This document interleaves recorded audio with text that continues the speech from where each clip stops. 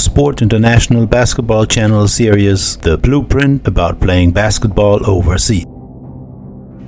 My second video is about social media. Social media is changing the way how clubs, coaches, sports stars, and you are interacting with each other.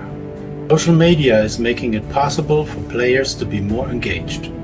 A huge function of social media in sports is the ability for players to show off their human side. But you are accountable for your public comments and the way in which you engage with fans and wider community. Social media platforms pose a minefield for some users. Posts and updates by sport officials and athletes that could at best be described as incautious are resulting in those individuals being questioned in the media and sometimes being reprimanded and penalized.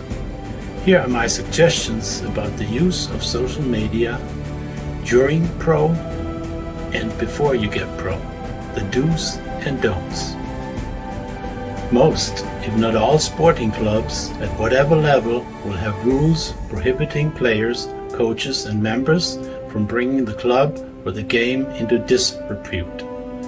Most higher league clubs require from you signed contracts with behavior and social media terms within them. Breach of these rules may lead to various sanctions, including disciplinary action, dismissal, or expulsions.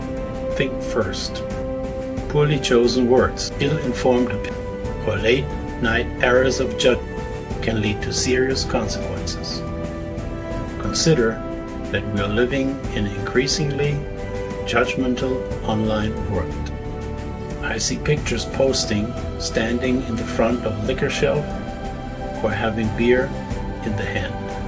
Posts of wild parties with a lot of alcohol bottles laying around, people with long drinks in their hand on the beach, and so on. This is a no-no because these posts stick with the viewer.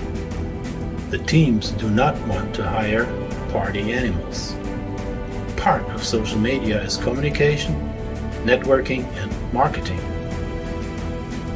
Marketing is a business process of creating relationships with and satisfying your future employer. Whatever you do, have in mind that you only have one main audience that you have to inspire. Pro coaches and team managers and maybe owners of teams. What are they looking for?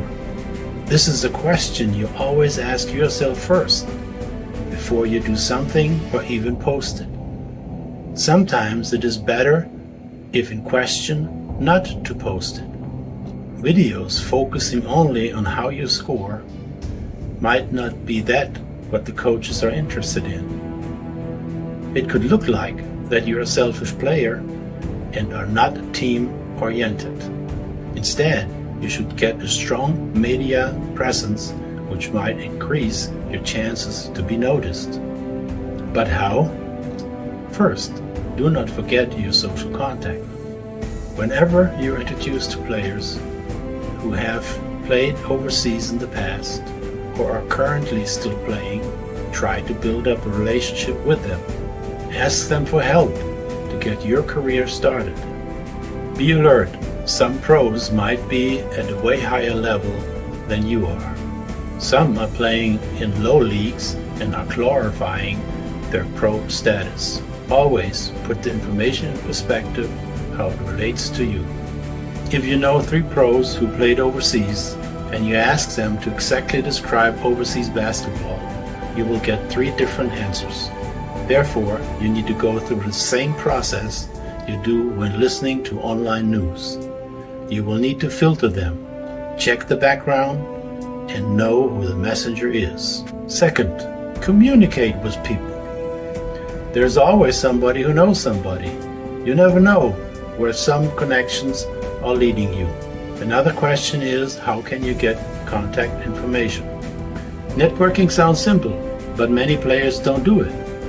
Start with your family, friends, and coaches, your first-level contacts. Ask them who they know overseas, and maybe even who they know who might know. This could be a good start. With their assistance, they might get you the option to talk to a team representative to present yourself. This is a tremendous step on your way to get a contract.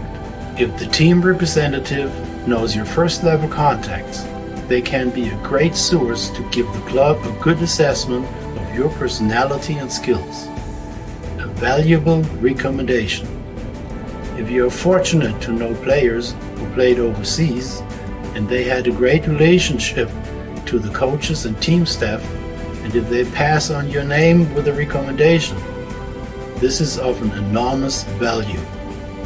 Besides the personal contacts, you find a lot of information online by intensive internet research. Try to network as much as possible and be prepared to ask the right questions to get valuable feedback.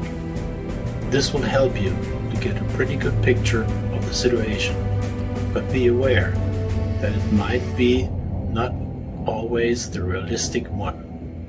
As an agent, I get in contact with people wherever I am, and it works great. For example, I once started a small talk with a taxi driver who picked me up at the airport to bring me to my vacation hotel.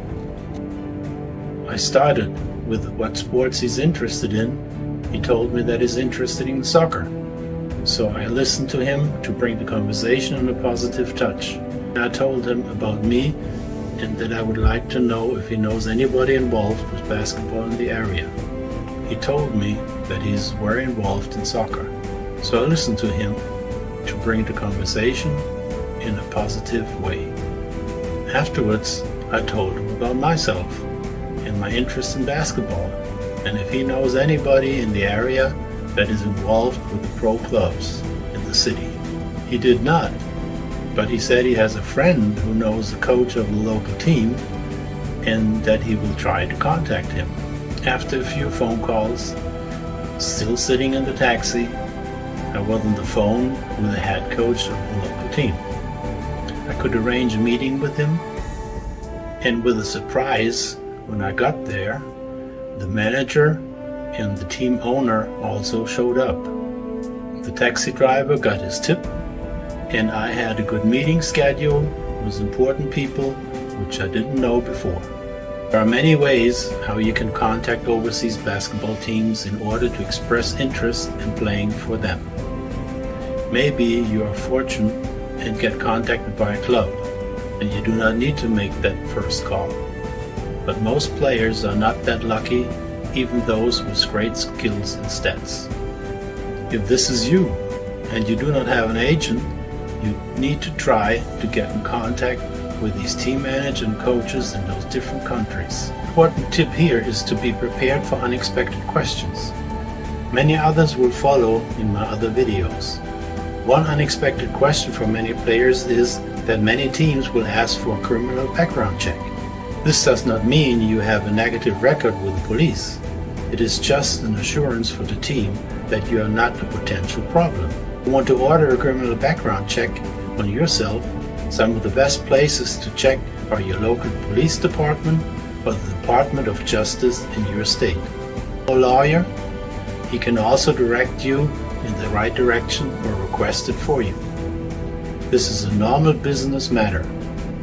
I also needed a certificate of good conduct as a prerequisite to receive my FIBA license. Hesitation or pride when it comes to approaching others won't help you. Most people are willing to help if you have a question and ask in a friendly way with a smile.